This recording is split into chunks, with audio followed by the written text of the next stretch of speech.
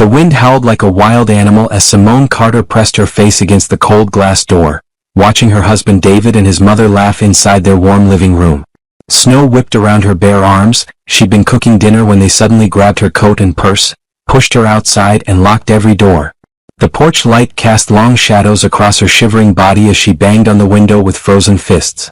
"Please, David," she shouted over the storm. "Let me in. It's freezing out here." Through the glass, she could see Mrs. Evelyn Carter pointing at her and saying something that made David throw his head back in laughter. They both looked at her like she was entertainment, not a human being fighting for her life in a blizzard. Simone's breath came out in white puffs as the reality hit her. This wasn't just another one of their cruel games. This time they really meant to leave her out here. The temperature had dropped to 15 degrees, and the weather report said the storm would last all night. She was wearing only a thin sweater and jeans, her feet already numb in canvas shoes. She tried the front door again, turning the handle desperately. Locked. She ran to the back door, slipping on ice patches, her heart pounding. Also locked. Every window was sealed tight. The garage door wouldn't budge when she pulled on it with all her strength. "David, please?" She pounded on the kitchen window where she could see him making himself a sandwich. "I'm your wife.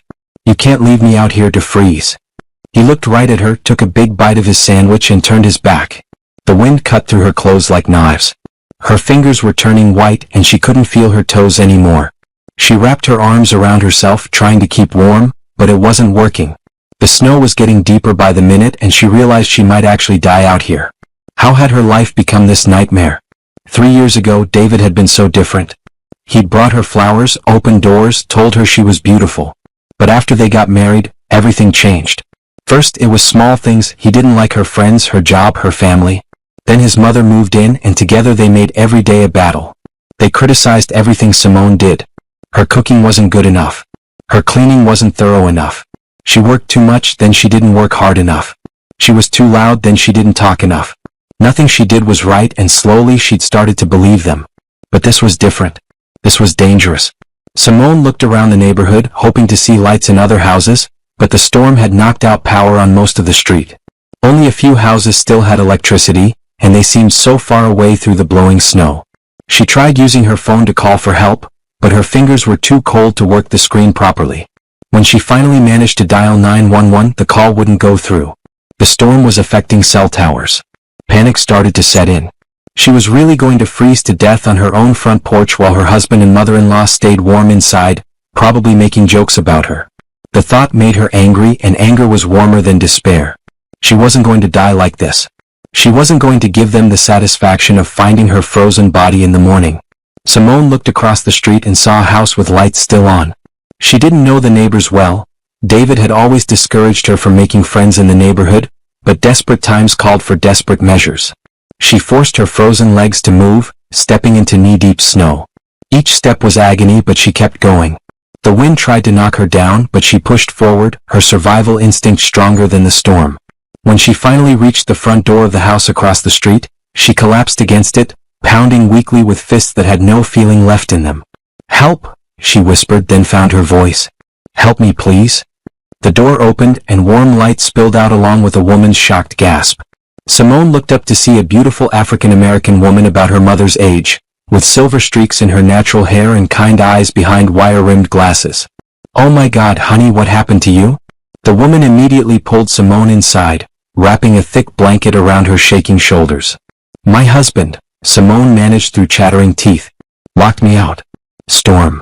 The woman's expression went from concern to fury in 1 second. "He what? In this weather? That man ought to be ashamed of himself." She guided Simone to a couch near a fireplace. "My name is Grace Patterson. Don't you worry about nothing now. You're safe." As feeling slowly returned to Simone's hands and feet, bringing sharp pain with it, she started to cry. Not just from the physical pain, but from the kindness of this stranger who'd taken her in without question. "Thank you," she whispered. "I thought I was going to die." Grace sat beside her, rubbing her back gently. "You're not dying on my watch, baby. Nobody deserves to be treated like that, especially not by their own husband." Through Grace's front window, Simone could still see her house. The lights were on and she could make out figures moving around inside. David and his mother, warm and comfortable, probably not even thinking about whether she was alive or dead. Something inside her broke that night, but it wasn't her spirit. It was the chain that had been holding her to a life that was slowly killing her anyway. Grace Patterson turned out to be exactly what Simone needed, a strong woman who didn't take nonsense from anybody. While Simone warmed up by the fireplace, Grace made hot chocolate and called her daughter. "Amara, baby, come downstairs. We have a guest who needs some company."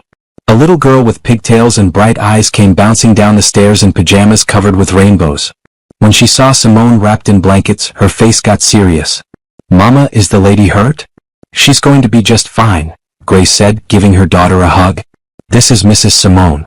She's going to stay with us tonight because there's a big storm outside." Amara climbed onto the couch next to Simone and patted her hand gently. "Don't be scared. My mama makes the best hot chocolate in the whole world and it fixes everything." Despite everything that had happened, Simone found herself smiling for the first time in months. "I bet it does." Grace brought over steaming mugs and sat across from them. "Now, honey, you don't have to tell me nothing you don't want to, but I saw what happened over there. That man locked you out in a blizzard. That's not marriage, that's abuse." The word hit Simone like a slap. She'd never thought of it that way, even though deep down she'd known something was terribly wrong with her life. "He's not usually that bad," she said quietly, then realized how terrible that sounded. "I mean, he's never hit me or anything." "Baby, there's more than one way to hurt a person," Grace said gently. "Mental abuse, emotional abuse, financial abuse, they're all real and they're all wrong." Simone had never heard anyone talk about these things so openly. In her family, you stayed married no matter what. Her own mother had endured years of her father's drinking and verbal abuse, always saying it was just how marriage was. "I don't know what to do," Simone admitted. "I don't have anywhere to go. All my friends, David convinced me to stop talking to most of them. Said they were bad influences." Grace nodded knowingly. "That's what they do. They isolate you, make you depend on them, then treat you like garbage because they think you have no choice." "Do I have choices?" Simone asked, tears starting again. "Honey, you always have choices. They might not be easy choices, but you have them." Amara had fallen asleep against Simone's arm during the conversation. Grace smiled at her daughter. "She likes you." Amara's usually shy around new people. "She's beautiful," Simone said, smoothing the little girl's hair. "How do you do it?" "Raise her by yourself, I mean." "Her daddy died when she was 3, Grace said simply. "Car accident. It was the hardest thing I ever went through, but we made it. Sometimes the storms in life teach us how strong we really are." They sat in comfortable silence for a while, listening to the wind outside. Finally, Grace spoke again. "You know, I used to work for an organization that helps women in situations like yours. I still volunteer there sometimes. They have resources, safe places to stay, legal help, job training, counseling. Whatever you need." "I couldn't ask for charity," Simone said automatically. "It's not charity, baby. It's sisters helping sisters. Community supporting community. That's how we survive and thrive." The next morning, the storm had passed, leaving behind a world covered in pristine white snow. Simone looked out Grace's window at her house across the street. David's car was gone from the driveway. "He left for work like nothing happened," she said, amazed. Grace brought her coffee and toast. "What do you want to do?" Simone thought about it. She could go back home, pretend last night never happened, make David's breakfast and continue living in fear. Or she could take the first step toward a different life. "Can you tell me more about that organization you mentioned?" Grace smiled. "I can do better than that. The director is a good friend of mine, Pastor Ruth Jenkins. She runs a program at our church that helps women get back on their feet. Let me call her." While Grace was on the phone, Simone played with Amara, who was building a tower out of blocks. The little girl was full of joy and laughter, so different from the scared, quiet children Simone had imagined came from single-parent homes. "Mrs. Simone," Amara said, "are you going to live with us now?" "I don't know yet, sweetie. We're still figuring things out." "I hope you do. You're nice and Mama smiles more when you're here." The innocence of the comment made Simone's heart ache. When was the last time she'd made anyone smile? When had she last smiled herself, really smiled? Grace came back from her phone call looking excited. "Pastor Ruth can meet with you today if you want. She's at the church now, helping coordinate relief efforts for families affected by the storm." "Relief efforts?" "Honey, half the city lost power last night. People need food, warm clothes, places to stay. The church becomes a community center during times like this." Simone felt a flutter of something she hadn't experienced in a long time. Purpose. "Could I help? I mean, I don't have anywhere else to be today." Grace's smile was radiant. Now that's the spirit I like to hear. They bundled up and walked to Grace's car. As they drove past Simone's house, she saw David's mother peeking out through the curtains. The older woman's face was full of surprise when she saw Simone alive and well, riding in a stranger's car. For the first time in 3 years, Simone didn't care what Mrs. Carter thought about anything. The New Hope Baptist Church was a beautiful brick building with stained glass windows that caught the morning sun. Inside it was warm and bustling with activity. People were sorting donated clothes, packing food boxes, and setting up cots for families who still didn't have power. Pastor Ruth Jenkins was a woman who commanded attention just by walking into a room. She was tall and elegant, with natural hair styled in a perfect twist and a smile that made everyone feel welcome. "Grace told me about your situation," she said to Simone, pulling her aside for a private conversation. "First thing I want you to know is that you're safe here. This is a judgment-free zone."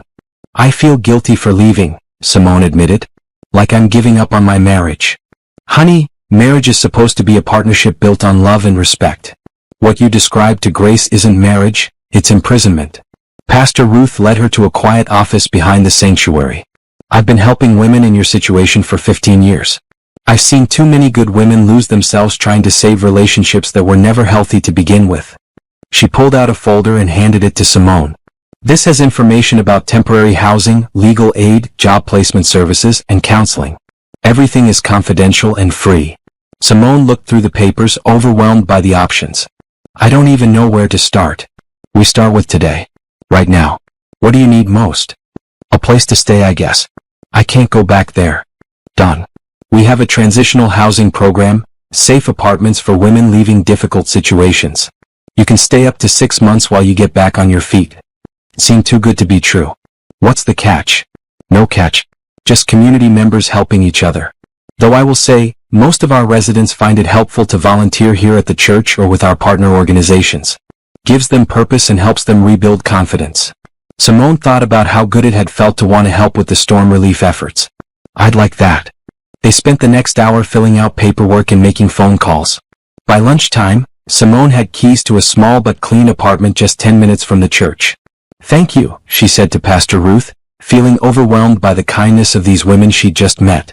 "Don't thank me yet," Pastor Ruth said with a wink. "Wait until you see how much work we're going to put you to around here." Grace helped Simone move her few belongings from the house while David was at work. His mother watched from the window but didn't come out to say anything.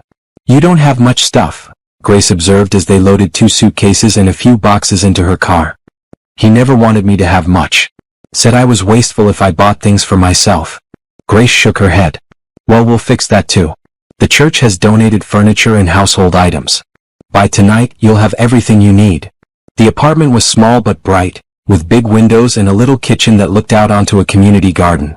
It was the first place in 3 years that felt like it could be home. That afternoon, Simone worked alongside other volunteers at the church, helping distribute food and supplies to storm victims. She met women who had survived much worse than she had, and she met women whose stories were eerily similar to her own. "The hardest part," said a woman named Janet as they packed hygiene kits, "is learning to trust your own judgment again. After someone tells you you're wrong about everything for long enough, you start to believe them." Simone nodded. She'd felt exactly that way, like she couldn't make the simplest decision without David's approval. "How did you get past it?" she asked. "Slowly. One small decision at a time. What to have for breakfast. What color shirt to wear. What book to read. Eventually, you remember that you actually have good instincts."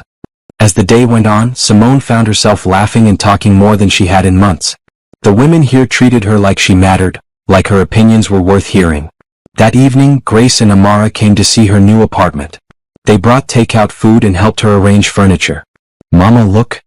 Amara pointed out the window. "There's a playground." Sure enough, there was a small playground visible from the kitchen window, surrounded by the community garden. "Maybe you can play there sometime," Simone said. "Can you play too?" Amara asked. "I bet you're good at swings." The idea of playing on swings as an adult seemed ridiculous but also wonderful. When was the last time she'd done something just for fun? "I'd love to," she said and meant it. Later that night, alone in her new apartment for the first time, Simone called her mother. "Baby, where are you?" Rose's voice was worried. "David called here looking for you, said you disappeared during the storm." "I left him, Mama." There was silence on the other end of the line. "Simone, honey, marriage is hard work. You can't just run away when things get difficult. Mama, he locked me outside during a blizzard. I almost froze to death. Another pause. He was probably just angry. Men do things they don't mean when they're upset. Simone felt a familiar knot forming in her stomach, the same feeling she got whenever someone dismissed her feelings or experiences. This isn't about him being angry, Mama. This is about him being cruel. Where are you staying? You need to come home. We'll figure this out. Simone looked around her small, peaceful apartment. For the first time in years, she felt safe. I am home, Mama. 3 weeks later, Simone had fallen into a routine that felt more natural than anything had in years. She woke up early to volunteer at the church's breakfast program for homeless families, spent afternoons helping with job placement services, and evenings were her own to read, take walks, or visit with Grace and Amara. David had called dozens of times, leaving messages that ranged from angry to pleading to threatening. Pastor Ruth had helped her contact a lawyer who specialized in domestic situations. You have grounds for a restraining order, Attorney Lisa Brooks explained during their meeting. The abandonment during the storm, the pattern of emotional abuse, the harassment calls, it's all documented. Will it hold up in court? With the right evidence, yes. Do you have any witnesses to his behavior? Simone thought about all the times David and his mother had humiliated her in front of others, always careful to make it seem like joking or normal marital disagreements. Not really. They were smart about it. That's typical. But we have your neighbor's testimony about the storm incident, and the phone records showing his harassment pattern. It's a start. The legal process was scary, but having Lisa's guidance made it manageable. For the first time, Simone felt like she had an advocate, someone on her side. At the church, she'd been put in charge of organizing donated clothes, and she discovered she had a talent for creating systems and helping people find exactly what they needed. Pastor Ruth noticed. Have you ever thought about social work? She asked one day as they organized the clothing room. I used to want to be a teacher, Simone said. Before I got married. What stopped you? David said it was a waste of time and money. Said I should focus on being a good wife instead of chasing silly dreams. Pastor Ruth stopped sorting and looked at her directly. And what do you think now? It was a simple question, but it made Simone realize how long it had been since anyone had asked for her opinion about her own life. I think I'd like to help people the way you've helped me. Then let's make it happen. We have partnerships with several colleges that offer degree programs for working adults. Scholarships too. The idea was terrifying and exciting at the same time. Go back to school? At 28? Start a completely new career? I don't know if I'm smart enough, she said automatically, then caught herself. That was David's voice in her head, not her own. Honey, look around this room. Look what you've accomplished here in 3 weeks. You've organized a system that works better than anything we've had in years. You've helped dozens of families find what they needed. You've turned chaos into order. If that's not smart, I don't know what is. That evening, Simone was walking back from the grocery store when she saw David's car parked outside her apartment building. Her heart started racing and she almost turned around and ran. But then she remembered Pastor Ruth's words about courage being a choice you make every day, not a feeling you wait to have. She walked to the building entrance, keys ready. David got out of his car and approached her. Simone, we need to talk. No, we don't. The lawyers can handle everything from now on. He looked terrible, like he hadn't been sleeping or eating well. Part of her felt guilty for causing him pain, but she pushed that feeling away. That was the old Simone talking, the one who thought she was responsible for everyone else's emotions. You're making a huge mistake, he said, following her toward the building. You can't make it on your own. You need me. For 3 years she believed that. Now, looking at her new life, her apartment, her work at the church, her growing friendships, she knew it wasn't true. I'm doing just fine without you. Living in this dump? Working for free at some church? Come home, Simone. I forgive you for this whole dramatic episode. The condescension in his voice made her angry, and anger felt better than fear. I don't need your forgiveness, David. I need you to leave me alone. She went inside and locked the building door behind her. Through the glass, she watched him stand there for a few minutes before getting back in his car and driving away. Her hands were shaking as she climbed the stairs to her apartment, but it was adrenaline, not terror. She'd stood up to him. She'd set a boundary and enforced it. Her phone rang just as she was putting away groceries. Grace's name appeared on the screen. Hey girl, how was your day? Actually pretty amazing, Simone said, and told her about the college conversation and the confrontation with David. I'm proud of you, Grace said. Both for considering school and for standing your ground with that man. I'm scared about the school thing. What if I fail? What if you succeed? What if you become exactly who you're meant to be? That night, Simone filled out the application for the social work program at the local community college. As she wrote essays about her goals and experiences, she realized she had more strength and wisdom than she'd ever given herself credit for. She was no longer the woman who'd been locked out in the storm. She was becoming someone new. 6 months later, Simone sat in her cap and gown at community college graduation, scanning the crowd for familiar faces. Grace and Amara were in the third row, holding a sign that read, "We're proud of you, Miss Simone." Pastor Ruth was there with several other church members, beaming like proud family. Even her mother had come, flying in from North Carolina for the ceremony. Rose had been slowly coming to understand what Simone's marriage had really been like, especially after David had shown up at the family home making threats and demands.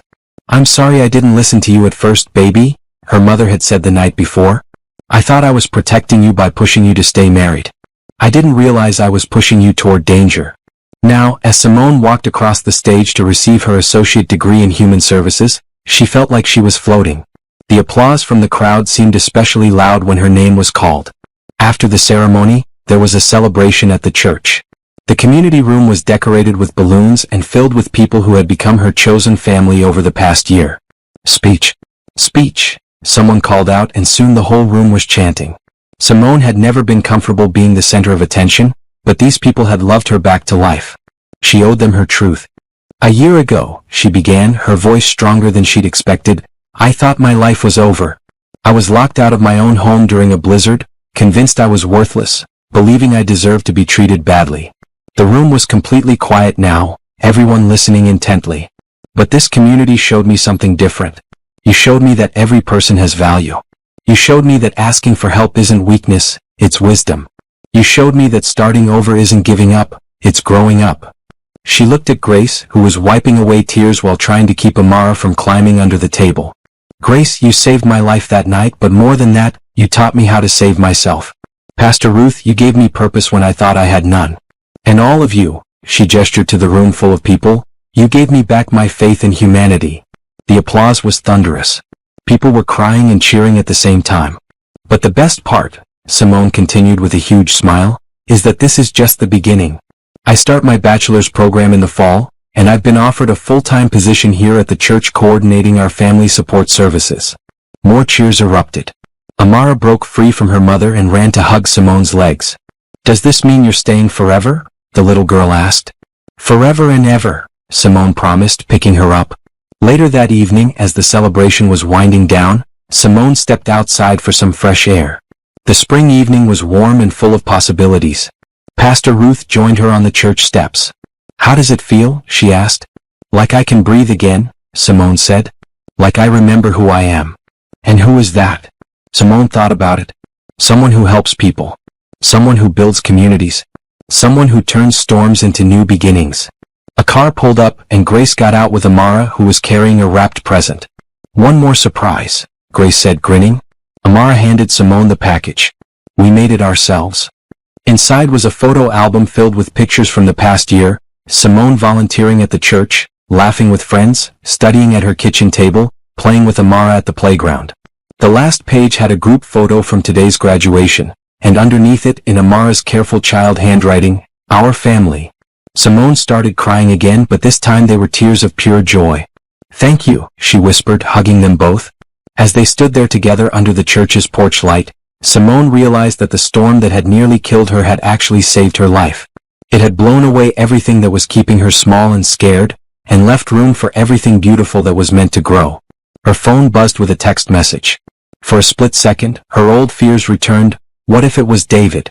But when she looked at the screen, it was from her academic advisor at the university. "Congratulations, Simone. We're excited to welcome you to our BSW program this fall. Your scholarship has been approved for the full 4 semesters. You're going to do amazing things." She showed the message to Grace and Pastor Ruth, who both started celebrating all over again. "A full scholarship?" Grace asked. "Girl, you are on fire." As they walked to their cars, Amara skipped ahead, then ran back to take Simone's hand. "Miss Simone, are you happy now?" Simone looked around at her community, her family, her new life full of purpose and possibility. The scared, isolated woman who had been locked out in the storm was gone. replaced by someone strong and capable and loved. Yes, sweetheart. I'm the happiest I've ever been. And for the first time in her adult life, those words were completely true. The winter storms had passed and spring had finally come to stay.